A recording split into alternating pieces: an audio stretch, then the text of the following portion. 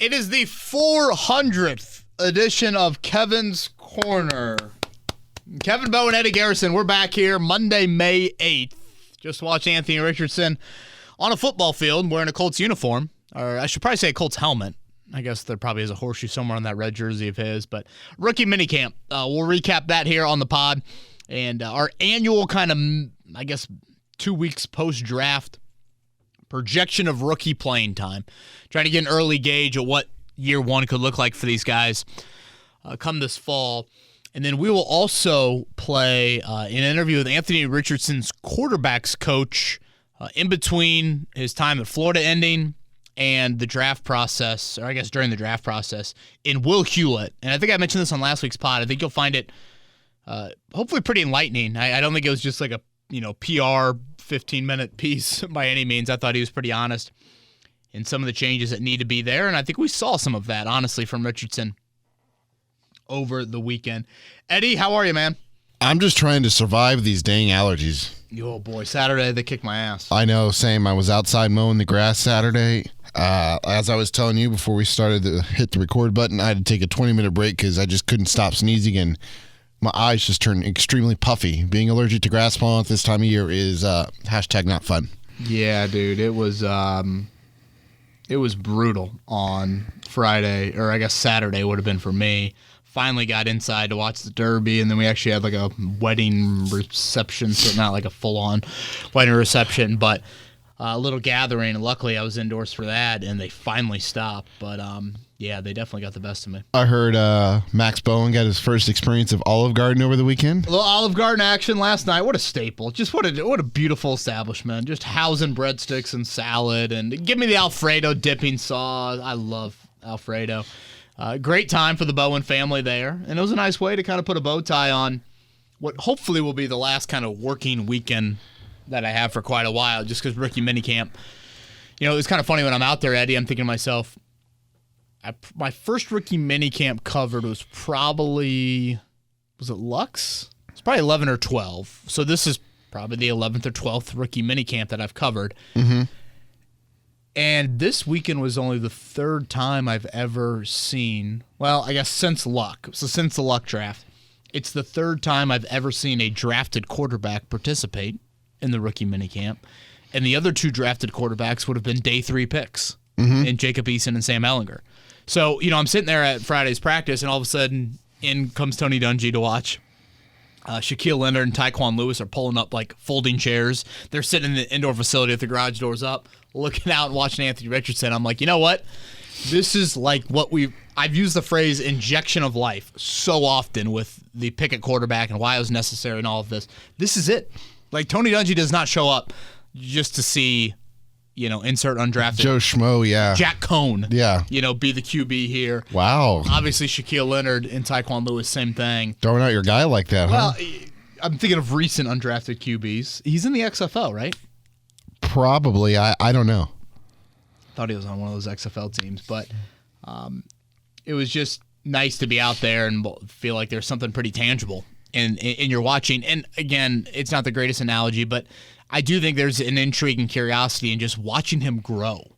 It's not a 4-year starter at quarterback that we're watching out there. So watching how he operates in practices is different than pretty much every other quarterback I've seen. And I'll explain a little bit of that coming up on today's podcast. Again, we'll get into rookie playing time. We'll talk about Will Hewlett and all of that, and the QB coach of Antony Richardson.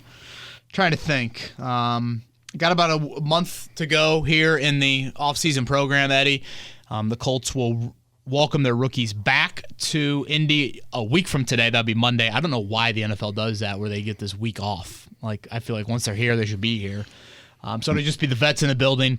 And then you'll have 10 OTA sessions, which, again, just remind people, those are voluntary. But 11-on-11 sessions, no full pads. Then they'll get the 3 mandatory minicamp days in mid-June. And that's it. And we'll see this week schedule announcement. Sounds like potentially Thursday night. Yep. I don't think anything concrete on that end, but we'll chat about that on next week's pod. Anything else, Eddie, before we get into some rookie minicamp thoughts? Only thing I can think of with that week off is to let the rookies find a place, get situated, maybe. Yeah, I guess, but I don't know. I just kind of feel like they're drafted now. They've spent the last 4 months training for track meets. Yeah. Let's get them used to football. You know, when Antony Richardson took the field on Friday, Eddie, that was the first time he's practiced football since Thanksgiving week? He didn't play in their bowl game, correct? Correct, he did not. So Florida State, right? Yeah. So, I mean, it's been a long time. And again, some of these guys had bowl games, or had, all-star games. Mm-hmm. But for the most part, it's been a track meet, sort of competition to it. So, I don't know. Just doesn't really make sense. Let's begin with Richardson. And rookie playing time? Let's first go with rookie minicamp thoughts. Just briefly from the weekend. As expected, Eddie, Josh Downs was the best player on the field, and as he should be. I mean, he's the one that's produced the highest of anybody in college at the highest level. There's just a natural feel to him as a slot wideout that you see. And, when you think about it, Juju Brents is not participating due to that wrist injury. Darius Rush and Jalen Jones are the other corners, but they're also day 3 corners that play outside. So it's not like it was great competition for Josh Downs, but he was tremendous, particularly on Friday. The amount of balls that Anthony Richardson threw his way, no matter where they were in terms of a catch radius, Downs hauled them in. His consistent, Shane Steichen calls him a very savvy route runner. I think that's a good word to use. He just looks smooth. Yeah, very smooth operator there. I think he plays a little bigger than what his actual size is. It's probably a generous height on the old roster. I can't remember which scout and with the next pick said that too. He makes a lot of contested catches. Yeah. Because he plays bigger than his size indicates. There were a couple of catches that definitely were out of his radius or just out of his window, and he was able to haul those in. As far as Richardson, I felt like I did chart 7-on-7 and 11-on-11 on Friday. I know that a few of my colleagues kind of looked at me cross-eyed like, why are you doing that? And I just think he's such a unique project. Every chance that I get to watch him, I will do that.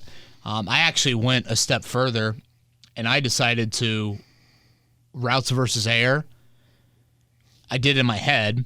I was like, okay, let's rank him on a 1 to 10 scale. 10 is like perfect ball placement. You hit the guy in stride. They don't have to slow down at all. And 1 is, whatever, terrible ground ball. I'd say of like the 20 balls he threw in that session, I felt like 15 or 16 I'd give him a 10 out of 10 on. There are a couple 7s in there where, behind the guy, something like that. Maybe 1 like 4. And again, some of this people can be like, dude, that's totally pointless. Who cares? I'm a big believer, and I've got a credential, and I've got access to stuff that not everybody else does. So I'm going to be grateful for that and try to provide some behind-the-scenes aspect to it. Plus, there are people out there who do care. Sure. Yeah, again, there are people that do care. Hopefully some of you are listening to this podcast. But I just think it's good reference points to go back on at different times. First off, how raw does he really look? The Will Hewlett stuff, how much has that influenced him? You would think positively in him as a thrower, all of those things. So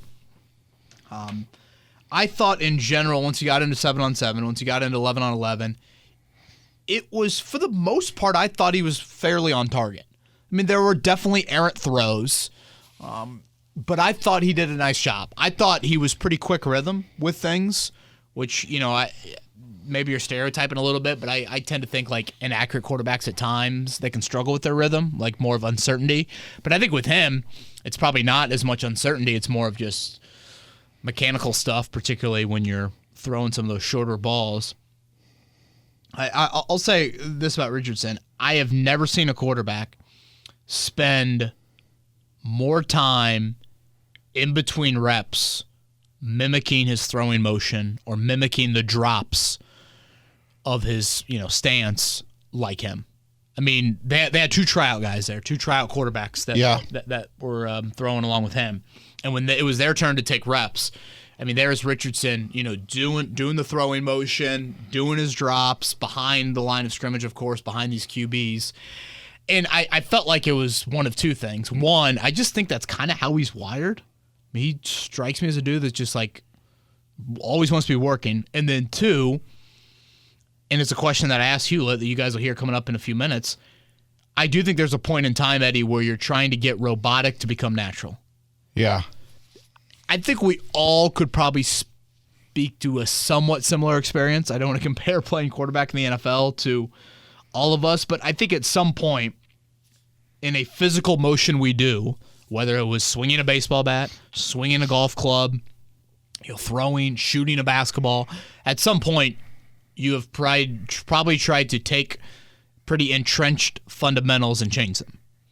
And I think the question becomes, when does that no longer become something you're consciously thinking about, to where like, oh, wow, I need my right arm to look like this. I need to feel like my right arm pulling across my body, or whatever that swing thought or motion thought is. When does that become second nature? Mm-hmm. And I do think that was a little bit of what Richardson was doing. There was a moment early on where Shane Steichen kind of pulled him to side, and Steichen was watching all of it. Very close. The head coach was not deviating from where the quarterback was. But there was a point where, he kind of did like a footwork sort of teach with him. And Richardson, I thought, brought up an interesting example of, at Florida, the shotgun drop for him was 3 steps. Here at the Colts, it's 5 steps. And he acted like that was a big, big difference. So obviously drilling that, trying to become, again, second nature to that, I think is a huge aspect to what he's doing right now. That I feel like was kind of the big stuff that I had. There was a miss I noticed he had rolling to his right, which Hewlett has said before. That was kind of something that they wanted to work on. He had some of those in college, if you wanted to kind of pinpoint where his misses were to a specific part of the field, or rolling to either side. But I thought there was definitely some good. There's definitely some stuff to work on. I didn't think any of it was alarming by any means. I also didn't think I was sitting there watching a Offensive Rookie of the Year and he's going to win every single vote. The thing I think you have to remind yourself about Richardson, which I think is good and bad in these settings, Eddie, his best trait we will never see in practice, in training camp. Mm-hmm. His best trait is when you make it real and he can show off his running ability. But why I think that is a good thing is it exposes him. Again, this gets a little bit into the golf nerd in me, but if you are a golfer and you really want to see how good of a player you are, a lot of people say go hit in a driving range which is dead into the wind. Because when you're hitting golf balls into the wind, the ball is exposed more. If you hit a draw, or if you hit a slice or a hook, whatever, it's going to be emphasized more when you're against the wind like that. So it shows your flaws. Well, again, for Richardson's sake, these practice settings are a lot like a golfer hitting the ball into the wind, because he can't run. He can't shed guys, and you can't take him to the ground. So it's so much of it is throwing based, which I think is a great opportunity for him to drill that and all of those things. He mentioned the playbook, a little bit bigger, a little bit lengthier. Some concepts that overlap from his days at Florida. It seemed like he had kind of a decent amount of control at the line of scrimmage, so I think those are things that you like as well. But I would say that was the big stuff. Shane Steichen pointed to kind of his energy and his presence, which he really appreciates. I think that's good to for a quarterback to have that. Mm-hmm. Naturally, you want to gravitate towards that. So, yeah, I feel like that covers everything, really, on the Richardson front. You have anything other Richardson-centric from rookie minicamp?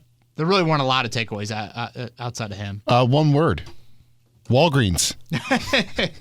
He did make a stop. That was Walgreens. I was doing Indiana Sports Talk with Bob Lovell Friday and Saturday night, and I was listening back to the Antony Richardson press conference, and I thought that was the best soundbite out of the entire thing. Yeah, that was fantastic. Yeah, it was. Again, there is like a common theme, or just a common. There is like a human element to him. It's like, oh yeah, he's 20 years old. Yeah. And you know what, Eddie? I also thought this. Need some soap, some deodorant. God, and we all have been there. Friday afternoon was probably the first time he has ever practiced football outside of Gainesville, Florida. I mean, I guess he grew up in Miami. So what, 9 years old? Outside of the state of Florida, 10 years old. And if you want to get like technical to the city, I mean, this is his first time outside of Gainesville. It's why his family, and it sounds like some of his, and handler sounds like such a bad term. Manager? Like some of his team will be moving with him to Indianapolis. So again, there's a genuine nature to him. that I think fans will really gravitate towards. Okay, no Juju Brents in rookie minicamp with that wrist injury. The thing that stands out about him is like size. I mean, 6'3", and just the wingspan. And chatting with him, Emil Ekiyor. We'll sneak this in before we move on. The undrafted free agent out of Bama, the Cathedral High School product. Sounded like a knee scope a couple years ago. Kind of got him medically red flagged by some teams leading into the draft. You know, it's interesting when you go through these medical exams, Eddie. Oftentimes, I shouldn't say often, but sometimes you can get players like Ekiyor, who I believe started his final 40 games at Alabama, something like that, over his final 3 seasons. So there's no medical issue that caused him to miss playing time, but yet you get into these NFL exams or whatever, and they look at a particular body part and they be like, oh, that body part's got 3 years of shelf life left on it, you know, or something like that. So yeah. I don't know if people look at Ekiyor's knee situation and say, hey, he played through that at Bama, but that dude's not playing into his late 20s in the NFL. So that is a little bit of I know it maybe isn't like the most like politically correct way to look at it, but it's just reality when you're trying to draft these guys and make investments into them past, 3 or 4 years. But, Ekiyor obviously will have an opportunity here for as long as that knee can hold up to be a guy that I think is not only in the mix for a roster spot, but potentially for some playing time. Did any undrafted rookie free agents stand out at all? Not too much in a positive light. Braxton Westfield out of Carson Newman had a really, really poor Friday practice, several drops. Typically, Eddie, what you see is a couple minicamp invitees get roster spots, and they actually cut a couple of undrafted guys. So, we'll watch today to see if that happens, or really the rest of the week to see how that unfolds. Again, rookies can't be back in the building, but no, from undrafted Sam, I would say the sheer size of the cornerbacks stand out. Again, when you see them on the practice field, you're like, whoa. I thought Evan Hall had some nice moments as well out of Northwestern. Didn't notice Will Mallory too much with that. It looked like Blake Freeland was initially at right tackle. Jake Witt was at left, but I'm sure that'll be something that'll be, kind of trial and error over the next couple of weeks, couple of months on that end. I don't know about you, but you ready to hop into some rookie playing time? Let's do it. Let's do it. You got an article up on 1075thefan.com about this, so if you'd like to read up on Kevin's work, he's got a little more notes in there that we may talk on here. First overall, we'll go with Antony Richardson. How much do you expect him to play? Yeah, and just to remind everybody, Eddie, and it's pointed out in the story, we do this scale off a 1 to 10 scale, the 10 being he is a surefire 17-game starter. The 1 being he'll be lucky to make the football team. So we try to kind of range it amongst that 1 to 10 scale there. For Richardson, I will throw a 7/8 at him for this. Again, you guys know that I'm a fan of him playing early. I'm a believer that Shane Steichen can cater a pretty specific, game plan for him early on to where you don't need the whole playbook. I think when you talk about the quarterback position and you talk about a player having to make some physical transformation, if you want to call it that, from Florida to the NFL, simulating and replicating that in practice only goes so far. And at some point, I think you just need to get him into those game moments. I would say the player that sat as a rookie that I hear mentioned most often in a positive light of like, see what that did for him, is Patrick Mahomes. I think what people lose sight of is how much Mahomes played in college. I mean, Mahomes played 32 games at Texas Tech. 32. Anthony Richardson played 13. So you're talking more than double the amount of playing experience Patrick Mahomes had at Texas Tech versus what Anthony Richardson had at Florida. So that is why, again, I'm a fan of playing him early. So, you're going to get, theoretically, you're going to get 13 practices here in the spring through the minicamp. You'll probably get, let's say, 16 or 17 training camp practices. So there's 30. So you'll get 30 practices between now and the end of training camp. You obviously have like 2 weeks between the end of training camp and the start of the season. But you'll get 30 practices. I would guess a couple of them will be joint sessions. You toss in a trio of preseason games. To me, I think that is enough to put him out there. And I don't want to act like, you need to put him out there, and the thought is he can only play if he's ready to play winning football. That's not my thinking. That's not where I'm at. I mean, I don't think the Colts should be having that thought process going into this year. I know go against so much of what winning is all about and competition is all about, et cetera, et cetera. But I'm not there with this 2023 team. Whoop-de-doo if they win. But the most important thing is just Richardson and his development and getting him, in my opinion, the most reps possible. So I don't view it in like you're getting a player back from injury and you have to wait until that player shows you winning football. There's a good chance Anthony Richardson doesn't show you winning football to the level that you would like his entire rookie year. Hell, Peyton Manning didn't show you that in 98. So to me, it's get him acclimated to what an NFL speed, an NFL field looks like, what those settings are, what those moments are for him, and get him away from get him off the driving range and get him onto the golf course. And I know we're already into the second golf analogy, but if you stuck through the first, thank you. Yeah, thank you for that. I was talking with somebody over the weekend. I thought they made a decent point about this. When we watch the With the Next Pick series, and I'll give some thoughts on that coming up here in Twitter questions, but you watch how Morocco Brown gushes about Anthony Richardson.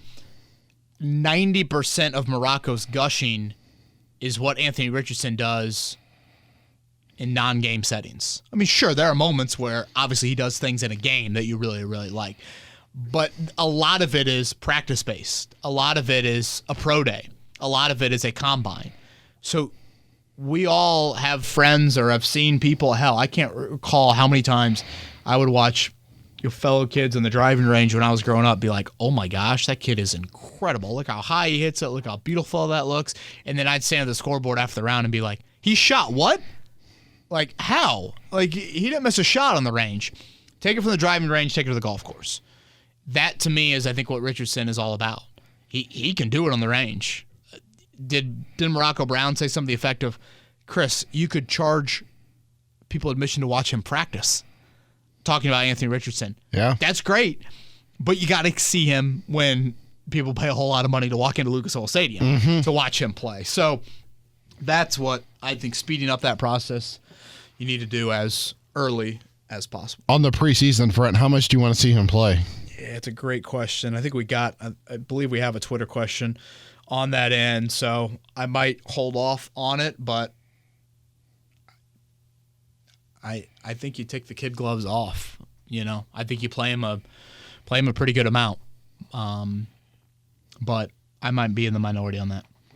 Let's go with the second round pick, Juju Brents. Where do you have him ranked on the scale from 1 to 10? Yeah, he's going to be my highest, Eddie. I'm going to have him at an 8 to 9. Now, again, would he be higher if he was healthy? I mean, I guess I go 9 or 10 if he were higher. I didn't know if he'd be a definite 10 if he was healthy. The only thing where I put him 8 to 9, you obviously mentioned health. I don't want to ignore Darius Rush, and maybe I'm a little bit higher on Rush, but I don't want to ignore that. An advantage that Juju Brents has, and I think there are a couple guys that probably fall into this category, Eddie. Like, if you're an in-house tight end, I'd be a little nervous about my position on the roster. Shane Steichen, does he look at the tight end position in a different realm than, maybe the previous regime looked at it with Frank Reich? But if you look at corner, like a guy that I feel like is getting really, there's just always a skeptical eye on him. You saw it last year with playing time. I think it's unfair because I think it's such a size requirement. I think Isaiah Rodgers gets viewed in a very negative light because of his lack of size. Again, I think you saw it last year with Faison playing more than him for long, long stretches. And if you look at all the corners in that room, Eddie, they all look a lot different than Rodgers. I'm talking Kenny Moore is more of a slot guy. So that's good news for Juju Brents. It's good news for Darius Rush. It's even good news for Dallas Flowers, considering he is taller than Rodgers. But I think Rodgers deserves a very equal opportunity with this playing time. I'm just not sold on that 100% being the case here. But again, I said this when he was drafted, and I'll say it again. If there is a guy to bet the mortgage on a 17-game starter, I would think it would be Brents. And how much more press coverage do the Colts want? It sounds like that is something. Obviously, the bigger corners can help you out in that area. So if that's the case, that's only, I think, going to cater to a guy like Brent's. I totally agree with you. A guy who you just said had a fantastic rookie minicamp. He's up next, Josh Downs. Yeah, and this number might, I think, initially be small to some people. I'll go 6 to 7 here, and this is more maybe a technicality than anything. But how many times do you start a game in a 3 wide receiver personnel group? That's my slight nitpick on it. But I am a firm believer that he need and will be your starting slot wideout. Keep Isaiah McKenzie in a gadget role, and he did it over the weekend, Eddie, but, he can do punt returns, obviously, for you as well. So he can help you out in that area from a playtime standpoint. But, yeah, Josh Downs checks a whole lot of boxes. I'm a big fan of his. And I think something that should help the Colts is, when you think about Anthony Richardson's biggest weakness right now, or the area where he struggled the most in college, that's the area where Josh Downs excelled the most. Mm-hmm. The shorter throws, the shorter areas, that's where Downs made so much of his hay at North Carolina. So that you would think theoretically would help. We had Josh Downs on our show last week. Let's probably throw that on next week's pod, Eddie. But I know a lot of people heard it once Downs met the media on Friday. But he was saying with us on Friday morning, like, hey, yeah, Antony and I were throwing in the parking lot at the hotel the night before and all of that. I think you have a very driven wideout, very similar to T.Y. Hilton, maybe a little bit more public than T.Y. when it comes to that. And I think that's very important for your rookie quarterback, because these two just obviously will be tied together for years to come. Yeah, I totally agree. How big is our next guy, Blake Freeland? So Freeland is the one that probably I think has the most volatility on this group.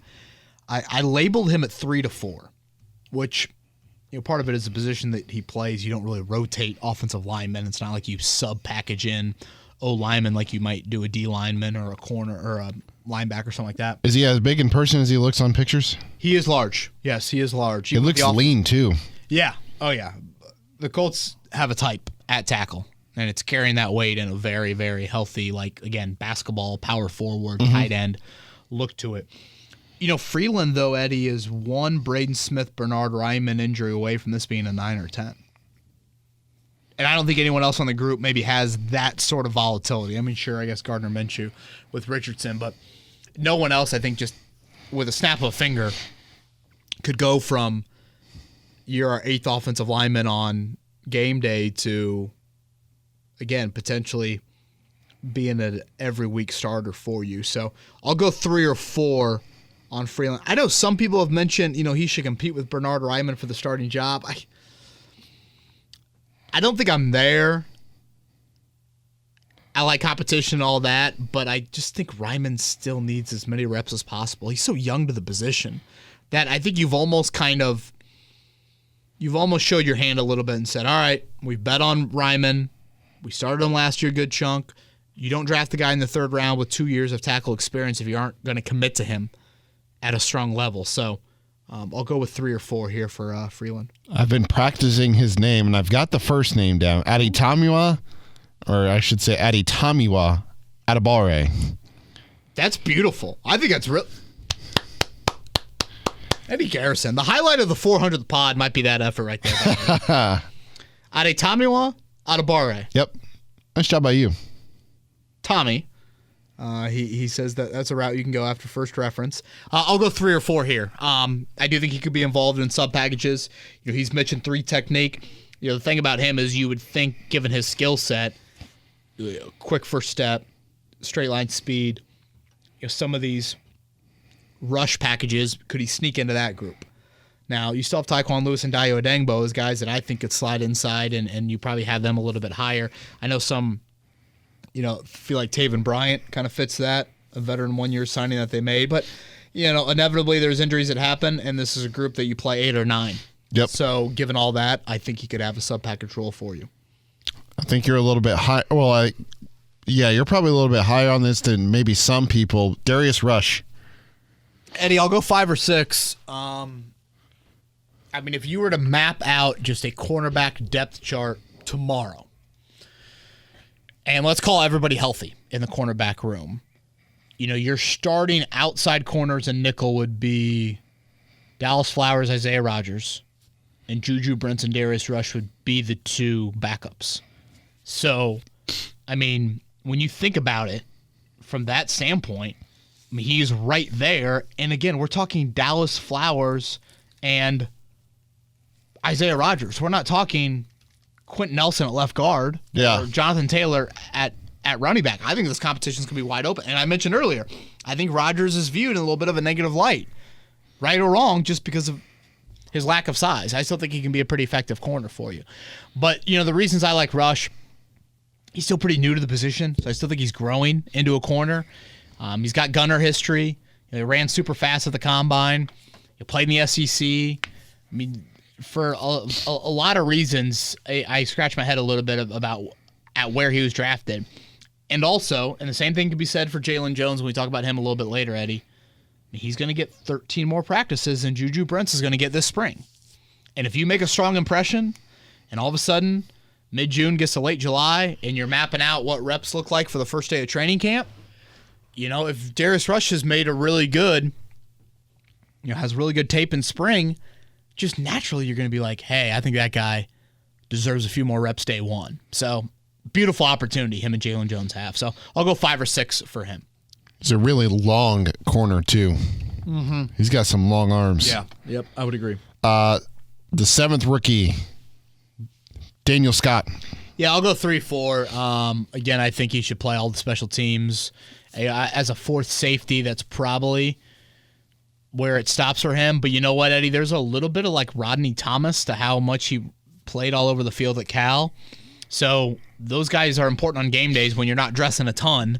But do you feel comfortable because this guy has played a little bit of nickel and a little bit of safety and different types of safety? And, do you want to come down to the box a little bit? That's why I could put 3 or 4. I don't think he'll be involved in the sub packages, but it's not like your safety depth is entrenched or something that you feel totally good about. But certainly as a special teamer, he should get a whole lot of run there. And then a guy that is was drafted into a crowded room, Will Mallory. Yeah, I'll go a little lower here. I'll go 2-3. Again, he does have an advantage over this is someone that Shane Steichen has identified, and you can't pass that up whatsoever.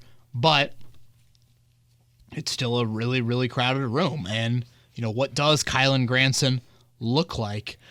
Now, you would think given his dad's history, 15 years in the NFL as a special teams coach, you would think Will Mallory would be pretty open to playing on 4th downs and doing it at a decent level. But, they are either going to cut a tight end or they're going to have a tight end that is inactive on game days or even is on the practice squad that I think will have a notoriety to him based off name or even resume. So somebody will fall into that group. But, I think on game days right now, I would still stick with the trio of a Mo Alley, Cox, a Jelani Woods, a Kylan Granson.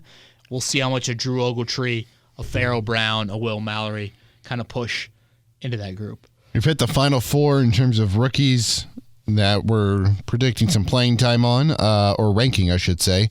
Evan Hull, he walks into a group where he has a role immediately, in my opinion. I'm going to go 4-5 here. I still am a little hesitant, Eddie, on saying day 3, rookie running back, here's your 3rd down role.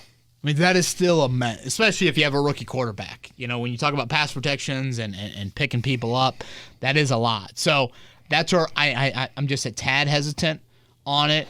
But I will go with 4-5 for Evan Hull as potentially, to your point, being that 3rd down guy for you from day one. Is it Deion Jackson? Does all of a sudden Jonathan Taylor or Zach Moss grow into that? Do they spell Taylor a little bit more on 1st and 2nd down, and he takes some strides on 3rd down? I don't know.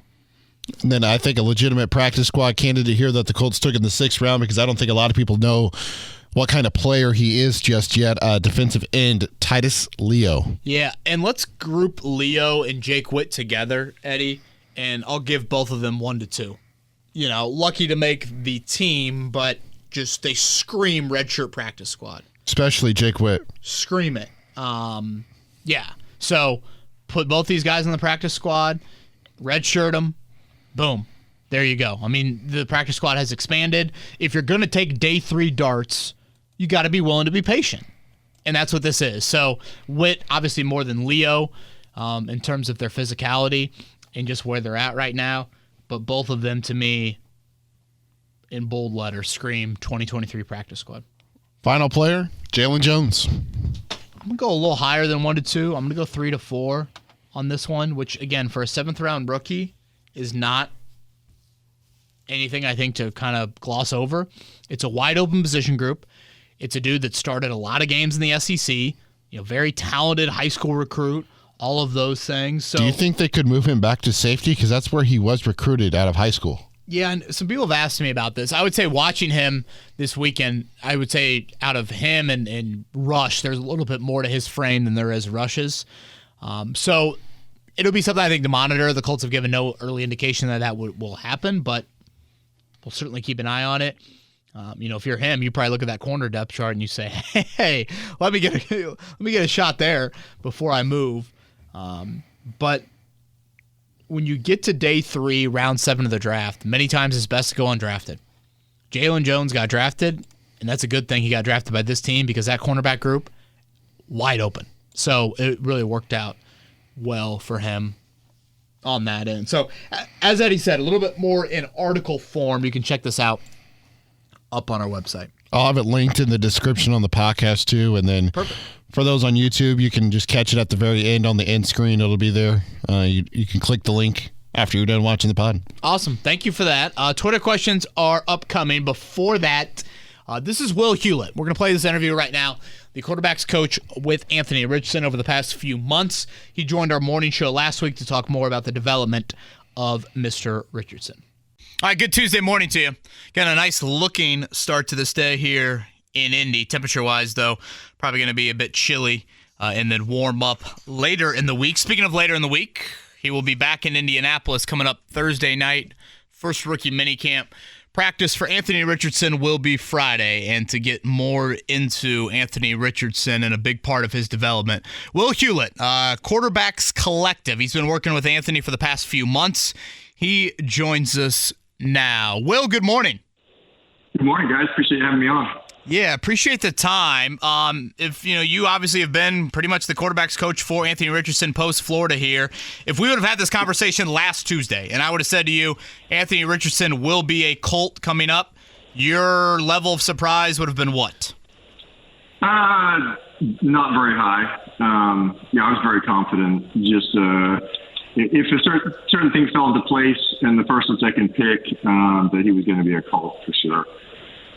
Will, in working with him, before we get to some of the areas that need work about Antony Richardson, let me give you this platform and let you run with it. Yeah. If you were to close your eyes and envision a play in the National Football League where the game is on the line and you are watching Antony Richardson under center for the Indianapolis Colts and he makes a play that has Joe Buck marveling on television, and you break out in a sly grin and say to yourself, that's exactly what I knew he could do and why he was selected 4th. That play unfolds how? There's going to be some form of pressure because that's what we do with young quarterbacks. We pressure young quarterbacks. He is going to stay calm in the pocket, probably climb, make a little move, and then throw the ball, 65-plus yards down the field with ease on the money over the shoulder for a touchdown. That's how it's going to unfold. And, he does that, and he does that very well. So is the ability for Richardson to extend time in the pocket most based on, A, his unique ability to feel pressure around him and then know where to slide, B, his massive physical size that just makes it difficult for him to be brought down, or C, his arm talent that allows him to throw through angles that others would not? D, all of the above. But I think if we're, his uniqueness in the pocket, his presence there, I think is something that's probably underrated. Or underappreciated, maybe. I don't know. Some people have talked about it, but often when you have a quarterback that is a threat from a running standpoint and has the ability to kind of break off explosive plays with their feet, and then maybe put into a category of like accuracy issues, that we overlook some of the other things that I think we would grade highly, regardless of style of play. And so pocket movement for me has always been one of the things that you can see on film. His presence and awareness, he keeps his eyes downfield. He doesn't get flustered. Has been a very high, I think, recruitable trait for Antony. Yeah, poise was something Chris Bauer mentioned last Thursday night when the Colts took him as little to no worry for the Colts. Again, Will Hewlett is with us, quarterbacks coach for Antony Richardson over the past few months, 4 on-field sessions each week for them. Will, it seems the deep ball is really of no concern. It's more of the short stuff with Antony Richardson. So just fundamentally, what have you been trying to get him to work on since his career ended at Florida?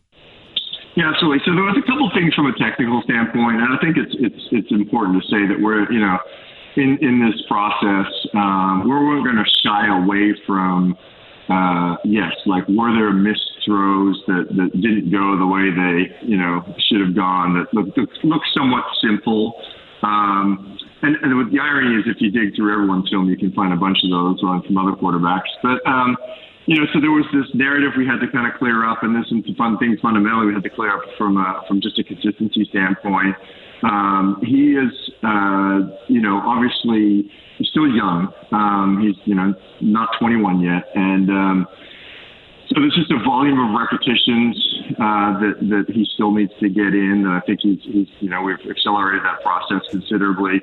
But we wanted to clear up some of the mechanics on the front side of his throw, just be a little bit more controlled with his lower body, have more awareness. I think one of the problems that a lot of quarterbacks have, and it's just the dynamic of football. It's hard to be a specialist in throwing mechanics as a team coach. So often things you think, well, why are the coaches coaching these? They don't have time. And that's why I have a job, is because I have time in the off season to work through these things. So, sequencing and areas that kind of clear up his ability to repeat. And then if he does make a mistake, have kind of a mechanism to correct that mistake on the next rep.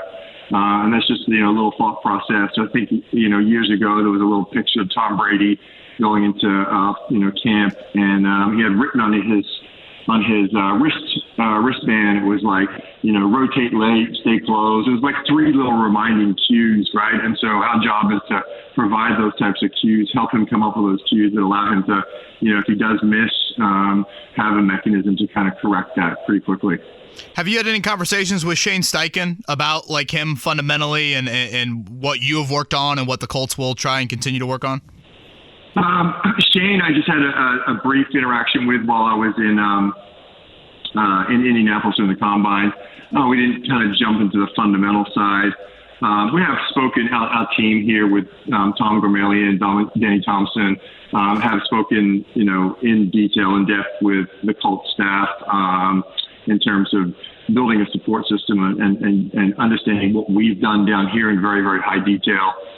So there's a smooth transition. It's not, traditionally in football, the football world, the outside coaches do their thing and the team coaches do their thing. I think people are realizing that, the quarterback coach, the private quarterback coach and the quarterback have a relationship that's considerable and deep and that will usually last, and it's where they're going to spend their time in the off season. And so they've done a phenomenal job of even down to hey, the nutritionist you use, we want her information so we can fully understand how to support Antony in this process going forward. Will Hewlett is our guest. He's with Quarterback Collective. He is the quarterback coach for Antony Richardson. Will, I've got a 2-part question here. The first is this. Give me an aspect of quarterbacking that maybe is like a natural instinct for a lot of quarterbacks that Antony Richardson has yet to master. Good. Okay. Yep. So I think probably the area that he has yet to master, but I think has made considerable progress on, and it was a major focus point going into the off season, was really understanding how to throw different speed, different levels of velocity on throws that are under 20 yards and below. And I think it was it's fine tuning the mechanics of his throw and his awareness. And ironically, it's not that he was throwing the ball too hard on shorter throws, which you would think for a big arm quarterback. Frequently, it wasn't that he was throwing it hard enough. And he was kind of stuck in a little bit of a gray area where he just, had been told, hey, don't throw the ball hard. And that's a hard way to coach that's a difficult term for a quarterback to kind of swallow. So how do I not throw it hard? And so usually they slow the throw down in ways that they probably shouldn't. So one of the things that we really spent time on was understanding, actually how hard you can throw on shorter and intermediate routes. And then especially when receivers were coming towards him, when he's able to throw them downfield or away from, more of an anticipatory throw, that never seemed to be an issue. It was ones where they were coming directly at him. And in his mind, he was trying to control and help them, not bounce the ball off their face mask. And we kind of changed his mindset and attitude. And he even spoke about it at the combine, kind of like, hey, it's my job to throw it. And if I throw it hard, they've got to get used to it, something along those lines. And so that was an area I think that he's gotten considerably better at and will continue to improve at. And you'll see that in his game. Okay, so give me an area then. The other side of it for you, Will Hewlett, would be this. Give me an area that for most quarterbacks is a real challenge that you were surprised that it seemed to be completely natural to Antony Richardson. Yes, 20 yards and above downfield on any out-breaking left or right or in-breaking throw. He was an absolute natural. One of the throws at the combine is the old dagger route, which is essentially an 18 to 20-yard dig in-breaking throw from the outside wide receiver. And the way that you're taught to throw this ball in the NFL, it's not a line drive, rip it as hard as you can. It is throw it 1 to 2 yards outside the hash. You throw it off a specific time, and the receiver has to intersect that point at that moment. And so it's a combination of a hard breaking route, his ability to place that ball, and I think it was evident in the combine. I actually had an NFL coach, but I was watching the combine in the stadium, turn and look at, he knew that I coached Antony, turn and look at me and literally with his jaw on the floor after he threw 3 dig routes, in-breaking routes. And they were the best in-breaking digs at the combine, in my opinion. I don't think it was televised, so I was a little upset that part of it was missed. But those were 3 of his, best throws.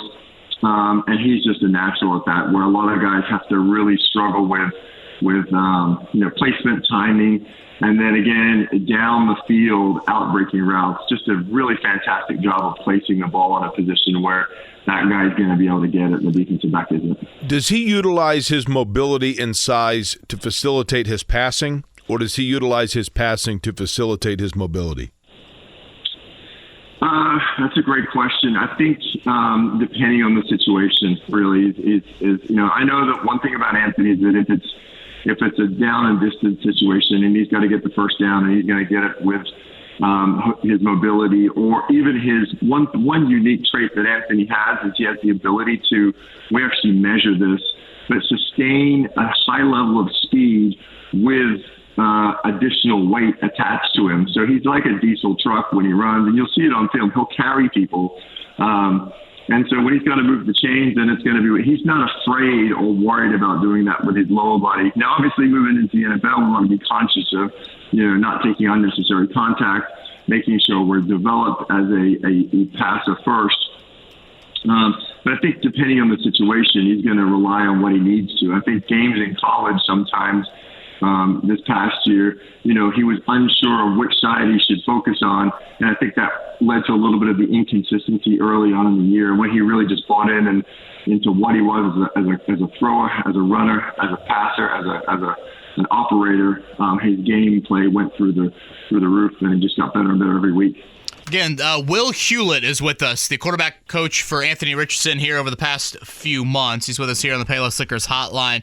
Will, I'm sure this is probably a challenge for you at times, but how difficult is it to want to instill these changes, know that they need to have some fundamental changes for Antony, but you don't want him to get to play too robotic? You've brought up the word natural a lot. I mean, there are a lot of natural instincts to him that obviously are very gifted.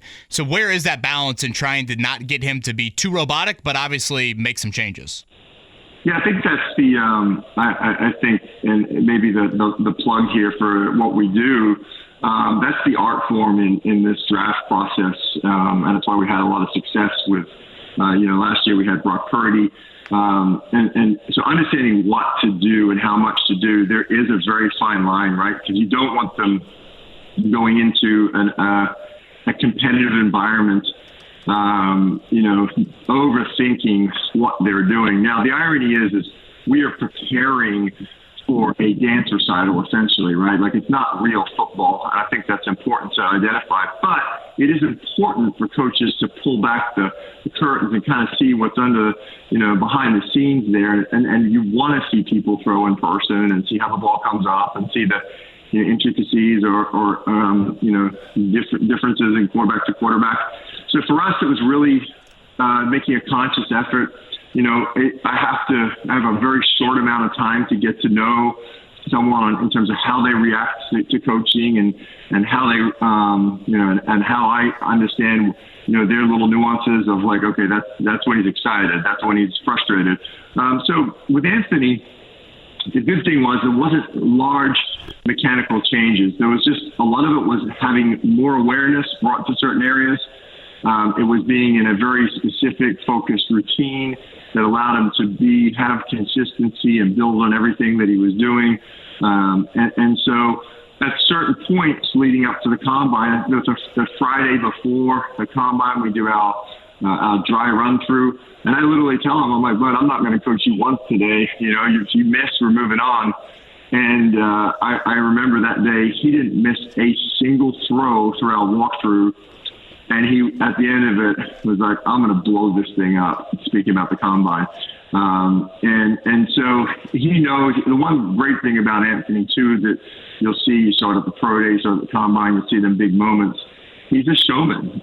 You turn the lights on, and that kid is going to step up to the plate and just, he loves being in that pressure situation. He makes, as a coach, there's a nerve level that I deal with. That being honest, right? And he makes you feel better about the environment you're in. So it's going to be fun to be his coach at the next level because, it's going to be a good back and forth between those guys and watching the preparation pay off on Sundays. All right, well, last one from me, and thank you for the time this morning. Again, from the Quarterbacks Collective, he is Will Hewlett. Jim Irsay mentioned that at one point during the process, he called Shane Steichen and said, all right, Shane, tell me why you think, Antony Richardson can become a pure passer. When you look at the completion percentage number at Florida, it's obviously not a pretty number. If Jim Irsay were to call you and say, why is that number going to improve, your answer would be what? I think there's a couple levels to it. And again, I think Florida is the University of Florida, they're going through transition with coaches, right? Their first year, new offense.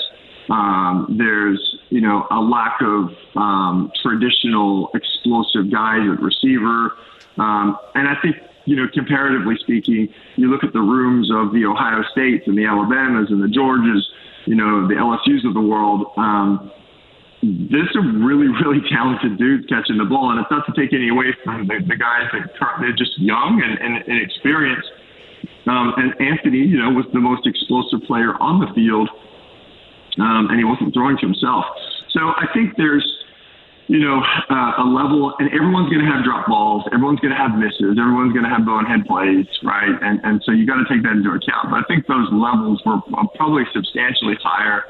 And, he came out of the Mullen system. He was the first year in a new offensive system. I think that wasn't really focused around, pushing the ball downfield with easy pass sets, right? There are a lot of two tight end, one back, or two back, one tight end, more power run formations.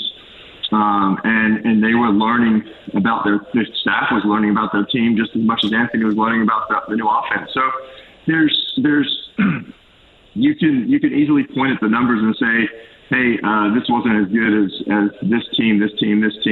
And Ohio State and Alabama, those guys have been running the same system for years now, and it's plug and play. And so I think you'd find that the numbers would flip a little bit in different situations, but they weren't. So that's your job as a coach and a scout and an evaluator to really look at every single miss and every single decision and go, okay, like, what does Antony think about this? What does the staff think about this? And what do we think about that? And I think if you do that objectively, you look at him every single snap the right way, then you can't not look at the film and go, dang, like we gotta draft this guy. I don't know how we don't. There's no wrong decision in picking Antony Richardson as high as he went, and I think they're confident in that, and so am I. Will, lastly, and I probably should have asked this at the outset of the interview, so I apologize to give you this platform, but Will Hewlett is our guest, who was the quarterback coach for Antony Richardson. If you could, how did your relationship in terms of coaching Antony Richardson, what is the origin of that? And what other or how many other quarterbacks have you worked with that give you kind of the barometer by comparatively which to gauge Antony Richardson? Yeah, I appreciate you asking. So for Antony, I had one interaction with him prior to his final season at the University of Florida. A good friend of mine and training partner, his name is Danny Thompson, was Antony's private coach during his high school years and at Florida. We also had I personally had a pretty strong relationship with some of the staff at University of Florida. And so there was a natural familiarity, and I think Antony knew that he liked the system based on the success that we'd had on the performance side with our performance part. I think at Torque, it's a very reputable, the guys that run that, work with Matthew Stafford and Brock Purdy and Gardner Minshew.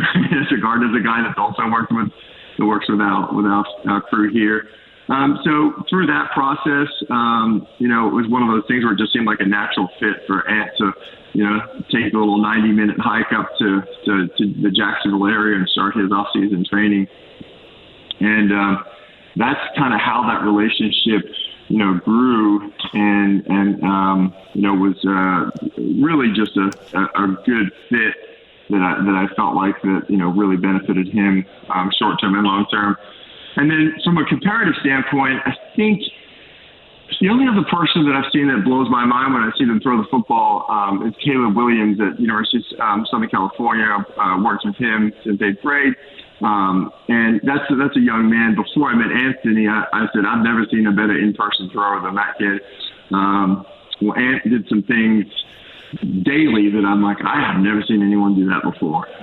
So there's not many good comps out there. I think Josh Allen is an easy one to make, not because of the physical stature, the style of play, and that's probably a good one. But I think Ant really is his own player, and y'all are going to get to see that unfold this next fall. Again, rookie minicamp coming up on Friday. That'll be Antony Richardson's first time on the field here in Indy. Will, great stuff. Congratulations. Thank you. I probably should start there. Great stuff. Antony seems like a really, really I think fans are going to appreciate him and how he's wired. Confidence, yet fully acknowledges the hard work is needed. That's a special quality. So we are excited to watch it all unfold and appreciate the time. Thanks, guys. Thanks for having me on. Ready. All right, that was Will Hewlett right there. Again, the QB coach for Antony Richardson. And Eddie, I mean, certainly he's going to be pretty positive on his client. By the way, I thought I saw he made $40,000 for the 4 months of work. Will Hewlett? Yeah, with Antony Richardson. Is he just some kind of quarterbacks coach? I think he's starting to grow a little bit more in that area. You mentioned Brock Purdy, obviously Gardner Minshew. So I think he's not like the Tom House of quarterback guru coaches, but starting to grow a little bit more. So hope you guys enjoyed that. I'd like to point out something that we didn't touch on at the start of the pod. Between last week and today's podcast, Rodney McLeod, he signed with the Cleveland Browns. Yeah, and thank you for mentioning that. We had a safety-related question, I think, somewhere in here, so I was going to sneak that in. But I mean, Eddie, you talk about a dude that just played really sound football for you last year, the third most snaps of any defensive player. There is kind of this youth movement in the secondary at safety and corner that, well, I guess let's just start at safety right now. Julian Blackmon in a contract year, Rodney Thomas the second. I'd assume those two are your day one starters at camp. Who's playing strong safety? Is that where Nick Cross, who started the year there, is he going to get that early look there? Then you have Daniel Scott, the 5th-round pick out of Cal. But I think a debate you have to have with corner, safety, and probably right guard. Those are the three positions right now that I think the Colts have a lot of uncertainty on their starters. A question that I would have for the Colts is, do you treat those positions all the same? And by that I mean this. Do you go youth movement across the board? I would at corner and safety. I would not at right guard. I view right guard as a position you need to go out and try and find a veteran in free agency, because any positions that have direct impact on Antony Richardson, I don't want to take chances. I don't want to commit to youth movements. At corner, I'm fine. You drafted guys really high there. Gus Bradley believes in a different body type. Okay. Then play those guys. Try and find those answers there. Safety, similar sort of thing there. Right guard, though, I don't view Will Fries as like, oh, he just needs another 2 to 3 years of development. Like, he's not in that light for me of like a high pick that you've invested a lot in that you just need to play. Like Ryman, for example. Not to mention, I think Ryman is probably your best option, a.k.a. there's no left tackles out on the market that you would throw in there. So that's how I would approach those kind of three final positions, if you will, on the depth chart for this season in terms of, okay, what do you need to invest in? How should you go about it? What's the outlook on this season? Those sorts of things. So I hope that makes sense. Again, kudos to Roddy McLeod. Great season. Cleveland probably will win more games than the Colts. It's not like the Super Bowl sort of team I thought he would maybe try and join. He's got history with Jim Schwartz from their days in Philly, who's now the Cleveland DC. So all of that kind of checks out. But I think if I view those three spots, I'm going to kind of view it in that realm of play the youth at corner and safety. Don't necessarily fall into that trap at right guard. Ready for Twitter questions? I am. I thought Roddy McLeod, though, solid. I did too. Great pro. Yeah, very solid. Zach is up first. How much does strength of early season schedule play into Antony Richardson starting? If we start Houston, Atlanta, Carolina, is Richardson more likely to start than if we started the season with Jacksonville, Baltimore, New England? Thanks as always. Yes, I appreciate that one to lead off here. Again, schedule release coming up a little bit later this week, it sounds like. Irsay, I think, even mentioned, like, at New England as that game that you circle, given Belichick's history with rookie quarterbacks. The earlier bye, I guess, Eddie, would you be more willing to wait? Like, if you had a week 6 bye, I don't know, would you say, hey, let's start Gardner for the first 6 and then their first 5 and then throw Richardson in there? I know this is kind of a crazy thought, but, I mean, hell, in 2019, you saw Jacoby get off to a 5-2 start. I mean, what if you got it? Like, this to me is the worst case scenario for the Colts season. You start Gardner Minshew from day one. You go 5-2 to start the year. 5-2. Everybody's high on the Colts. Surprise team, blah, blah, blah, this and that. So your plan to turn to Richardson at some point is gone because you've gotten off to such a good record. You don't feel like you can bail on that. And then you wilt down the stretch. You have a Tennessee Titan type close to this season like they had last year. So you go from 5-2 to 8-9. And all of a sudden you're at the end of the year, you're 8-9, you're drafting 12 overall, and Gardner Minshew has been your starter for 17 games. That sounds awful to me as a Colts season. So I'm just trying to remember, like, Atlanta last year, they had a shot to win the NFC South, and they said, nah, we're good. And they came out of the bye week and started Desmond Ridder instead of Marcus Mariota. That's a great point. It's a great analogy. And ironically, you play the NFC South this year. So, Yep. I think the Colts schedule is going to fall as well. We'll talk about this more next week, Eddie. If I'm not mistaken, of their 17 games, I believe only 2 are against teams that won double-digit games last year. They have a very easy schedule. And both are on the road. Their home schedule has no one. We listed off the quarterbacks that are going to play at Lucas Oil Stadium this year. Trevor Lawrence is like the best QB. You're playing Baker Mayfield. You're playing, I think, Ritter. Maybe Kyle Trask. You don't know. Yeah. Is Derek Carr? Maybe it's Derek Carr and the Saints coming to Lucas Oil. It's just Matthew Stafford, depending on what he has left in the tank. Jimmy Garoppolo, is he here or are they there? 6th straight year that you're playing the Raiders. It's unbelievable how you play the Raiders on an annual basis. But, people will bring up can you play Richardson in sub packages? I get that thought, short yardage, red zone. It's obviously his strength.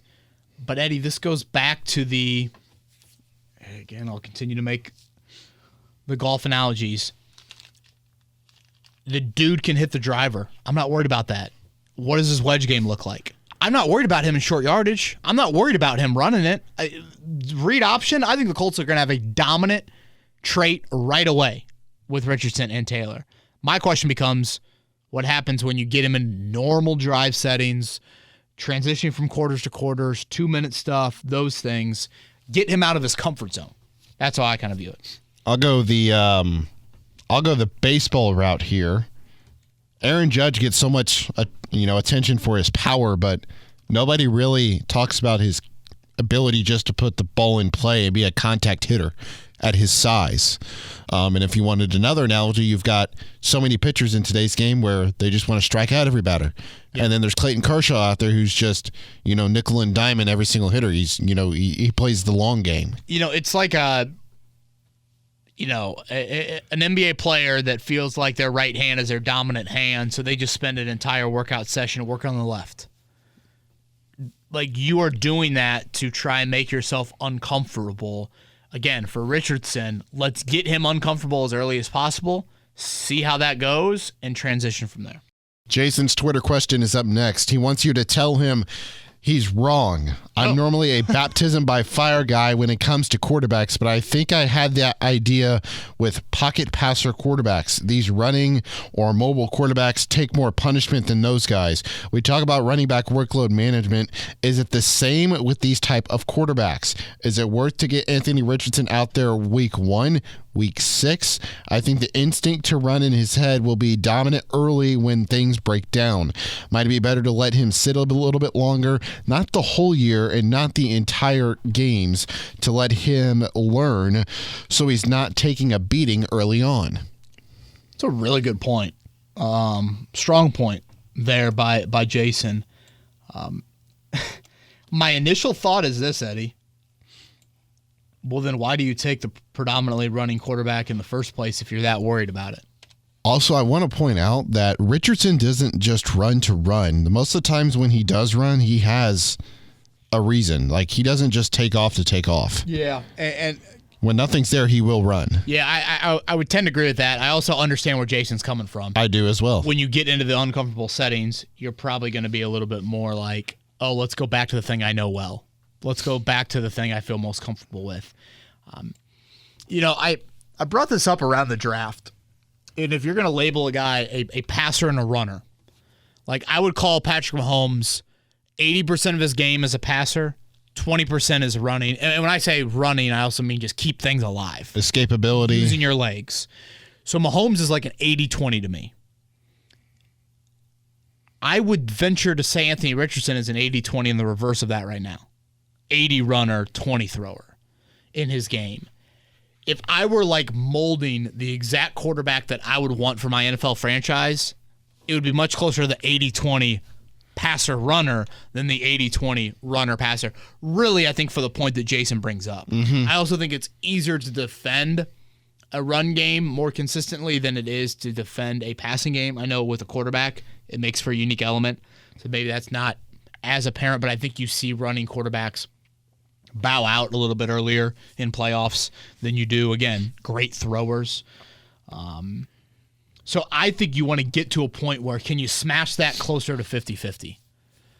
Where he is obviously a great runner, but you aren't as reliant on that to where you aren't running it 13 times a game, which, again, I don't think you necessarily will be. But right now, if you were going to go play quarterback tomorrow with Anthony Richardson in a football game, and you want to try to win the game, you'd probably run him 13 or 14 times. Because that is the thing that he does the best. And, he does have that deep ball element, which, naturally you're going to take more shots at that. You're going to hold on to it. Of course, his sheer size, you would hope that makes him more able to take on those hits. But I think Jason's point is a decent one.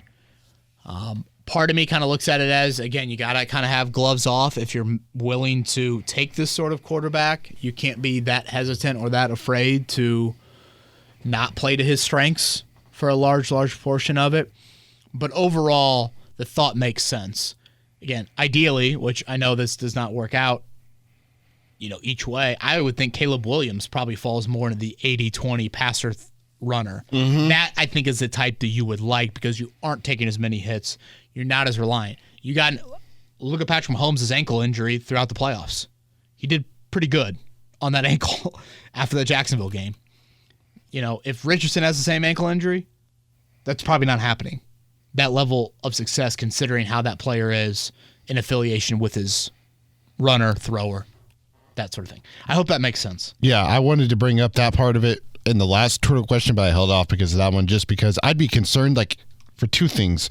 If they went with Richardson sub packages, is one, you're putting some extra hits on him. Yeah. First of all, and that can shorten the shelf life on a guy like Antony Richardson. Number two, there are certain nuances with the quarterback and the offensive lineman and the chemistry. So let's say, you've got Gardner Minshew leading you down the field and all of a sudden you get inside the red zone. All right, Anthony, you're in.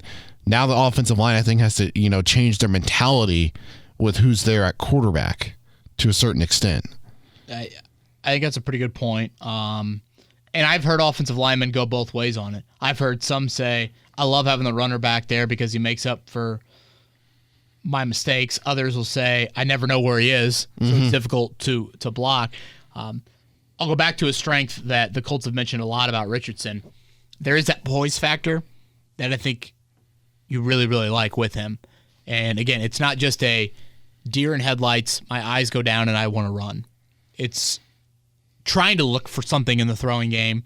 Now, how effective he's been in that is fair, but it's not like he's compounding bad plays and making them worse. Going with Jay Schreiber or Jay Schreiber? Boy, that's a great question. Let's go Schreiber. I thought so because the I was before the E here. So Jay Schreiber is up next. Wanted to ask if they do plan to start Anthony Richardson right away. How much do they play him in preseason? Was an interesting debate my father-in-law and I had. It's a really good question, Eddie. And it's not something that I have thought of throughout this. I guess, if you don't mind, I might throw this at you. What would you say? Let's say Anthony Richardson is your day one starter. How do you treat him? Are we just at 3 preseason games, by the way? Is that for good? Yes. I would say, if it were me, I'd say the first half in each of the first 2 games, maybe into the third quarter a little bit in game 2. And if he has solidified himself as the starting quarterback and you're seeing the results, granted it is the preseason, but you're seeing results and the work that he's put in with his accuracy. He's able to kind of just have an understanding of the playbook and how to read some defensive schemes. I know it's preseason, so nobody's showing anything exotic. You're not seeing anything too crazy. I'd say maybe a quarter for the third. Yeah, my thought on preseason playing time could not be more different from how the Colts have treated it here over the past few years. I view it in this light. A couple series in week 1, I would view it in a half in week 2, and I would say into the third quarter in week 3. And I would say that for no matter really who the quarterback is, especially when the Colts have had all this turnover at the position, and Matt Ryan's getting used to new personnel, those things. Again, the Colts have not... When I saw how the Colts looked in Buffalo to start that first preseason game, I thought to myself, oh boy, is this a trend? And then the joint practices didn't go great with the Lions, particularly in the trenches, and sure enough, what happened? Yeah. The offensive line was a huge issue to start the season. So I think there is some merit with that. As far as this one, I would like to play him relatively normal with him. Again, get used to hey, this is a 2-minute drill. Hey, this is you coming out of halftime, and we've made a few tweaks and a few adjustments with that. So that's it's a great question. I don't have a terrific answer on what I think the Colts would do. I'm just speaking on how I would handle it. And, a lot of it, Eddie, is it'll be interesting to see how the Colts handle that part, because I brought up 30-some practices Antony Richardson will have between now and the end of training camp or the end of the preseason. At that point, week 1 of the preseason, he will have had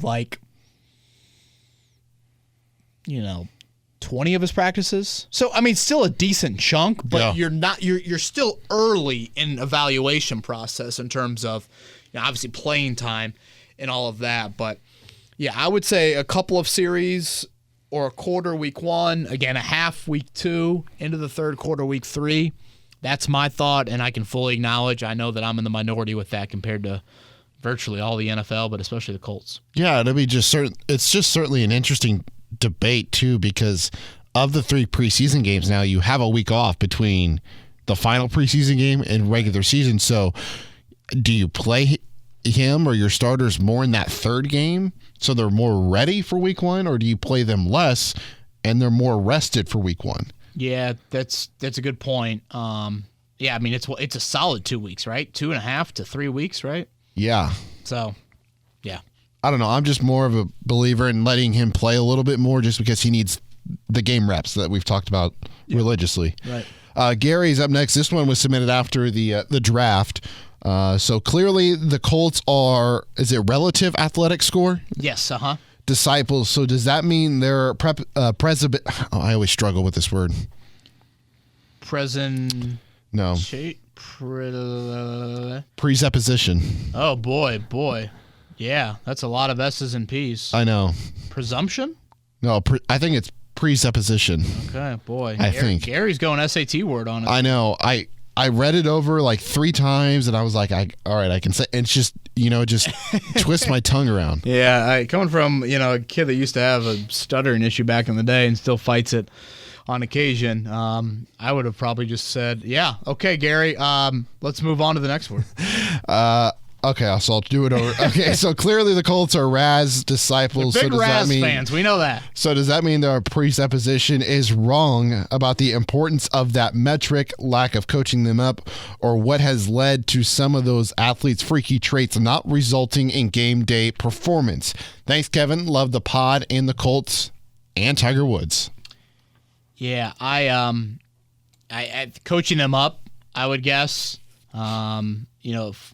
First off, it's a fair question, and this has kind of always been the approach.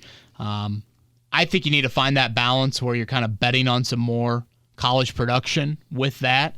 I do think this group has kind of a mix of strong college success and then the RAS score. I would say Juju Brents, Josh Downs, Blake Freeland, those 3, even Adebawore. I remember when they drafted him, I'm thinking to myself, gosh, his production had to have just been really low at Northwestern. He actually had decent production. Mm-hmm. Evan Hull, of course, had great production at Northwestern. So those are some of the areas that I kind of point to of finding that happy balance. It almost seems like the Colts have fallen into this trap where they're just like, good character, good athletes, and then you just dump them on the coaching staff and say, you guys figure it out. And, this isn't a decathlon. Right. There is an element to playing football that is a little bit different. So I think finding a little bit more of that medium would be something that they need to work on. Last week on the pod, I mentioned something about, Ballard finally taking a wide receiver early. And what I meant to say was that he finally took a wide receiver early in the draft that had college production.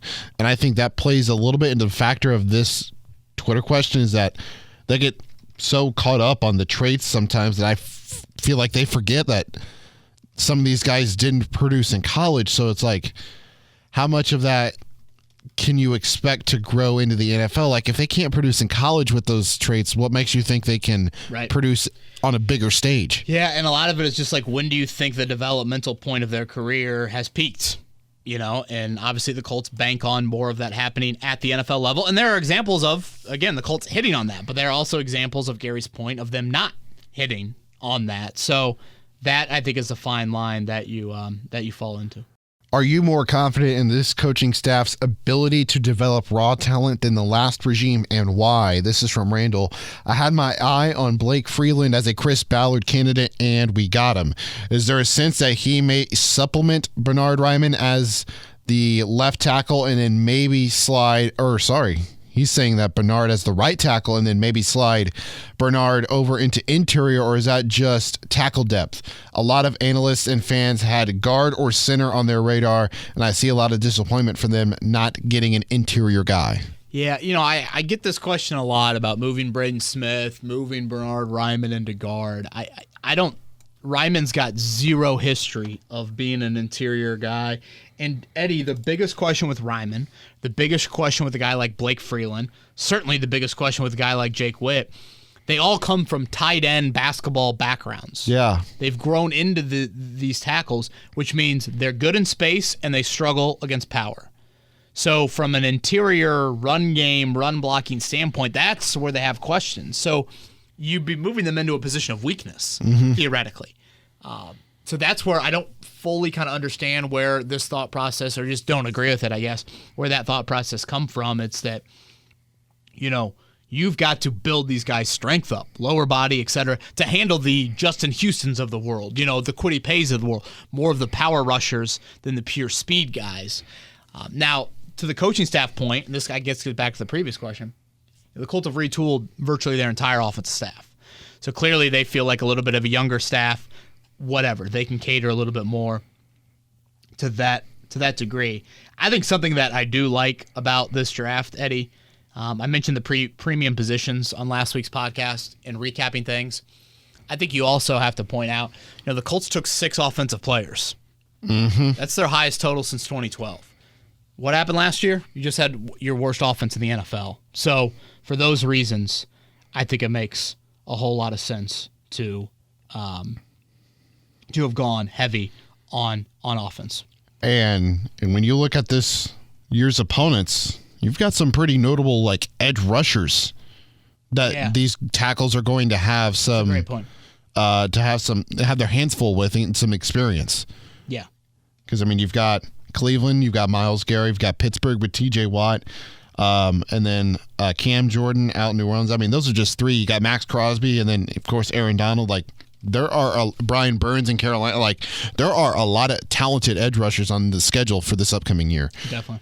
Flippin's question is up next. Given the draft and the current roster construction of the Indianapolis Colts, what is the best result for the 2023 team? Is the ceiling winning a bad division? Is the floor basically being the 2022 Bears? Thank you. Yeah. Gosh, my eyes are bleeding on that. Eddie, it's probably something I'll say a lot between now and September. I don't think there is a division that has as crystal clear a favorite in the NFL than this one, and one player has everything to do with that. Trevor Lawrence and the Jags, of course I mean by that. If Trevor Lawrence tears his ACL tomorrow, who's the division favorite? Oh, boy. Who's the backup in Jacksonville, first of all? Is it still C.J. Beathard? Who would be the favorite, in all honesty? Would it be Jacksonville still? They have the skill position players for, an average quarterback to pan out. Would it be the Titans? I don't know. As bad as the Titans were to end last season, they still were 1 game away from winning the division. I think they're closer to that than they were how they started the year. That's just my opinion, though. Sure. Would it be the Colts? Again, a lot of these are just, could Jonathan Taylor? C.J. Beathard, yes. And a run game lead this to so this question, unfortunately, I just don't think it can be answered until you know how many games Richardson is starting.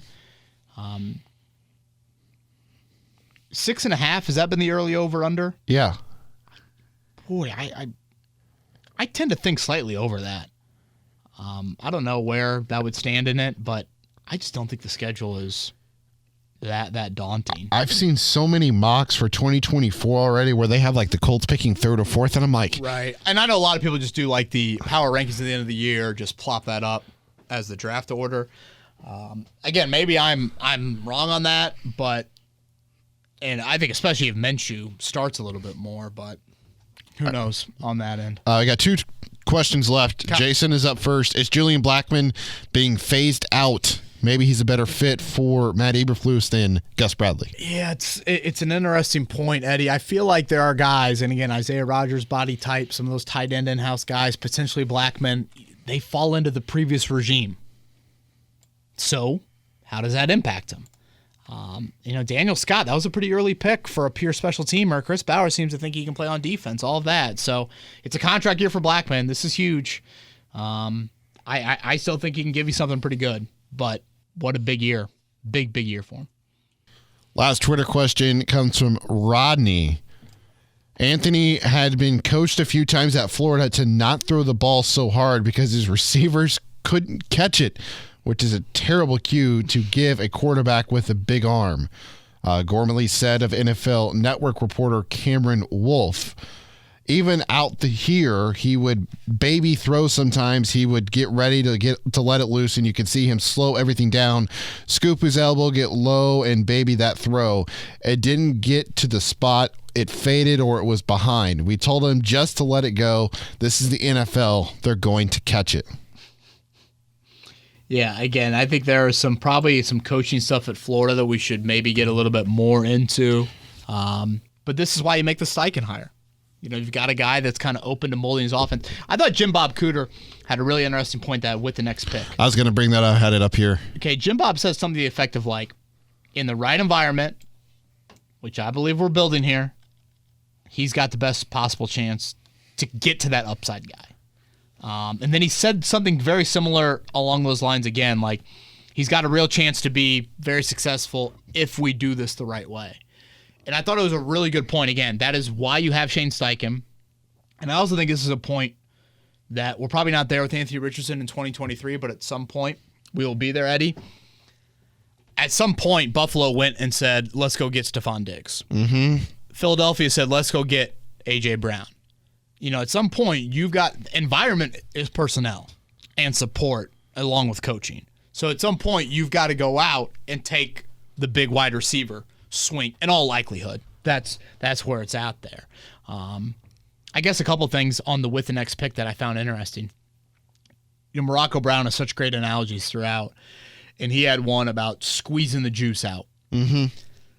And how you don't need to get all the juice out of Anthony Richardson for him to still be really, really talented and really impactful. I think that's a good point, and it's something that I've tried to make. And you don't need him to go from 54% to 71%. Just get him to 63. Yeah. And that's still a big jump. But if he gets to 63, you've got a dynamic runner and a big ball thrower that can help you out and kind of offset the methodical rhythm to a passing game. So I thought those were a couple of things of just with the next pick on with that. Now, again, as far as the accuracy, I had somebody DM me, it's probably about a week ago now, about a lot of these quarterbacks, a lot of starting quarterbacks, you can point to their collegiate careers, and they made big accuracy jumps throughout their football career, college to the pro. Guys you wouldn't think. For example, I think Stafford was one of them. Stafford had a really low completion percentage at some point at Georgia, and then it's turned into obviously a pretty darn good quarterback in the NFL. The interesting point on that list is a lot of these guys made their second year jump, or I should say they made their big jump in accuracy in college. At some point, they took a big jump. Now, obviously, you have guys that, in Allen's case, made it much more in the NFL. But for the most part, many of these guys that you would think is good throwers of the football, they made jumps again in college. The question now becomes, can Richardson do that in the NFL? Is it easier to do in college? The people debating that would say, yeah, it's easier competition in college. The people in the NFL would say, you've got a better environment. You got better coaching to do it in the NFL. But that's kind of the question now is you're asking Richardson to make a jump, but you're asking him to make a jump in professional football.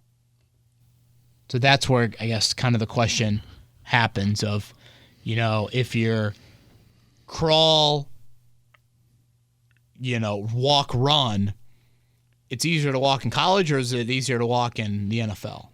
Because that's kind of where you're at. I hope that analogy makes sense. But I'd like to throw this out there. We had Peter Burns of ESPN and SEC Network on the Midday Show last week. So he got to see a lot of Richardson with him covering the SEC. And he brought up an interesting point that I hadn't really heard talked about much, is that Florida didn't really know how to use him.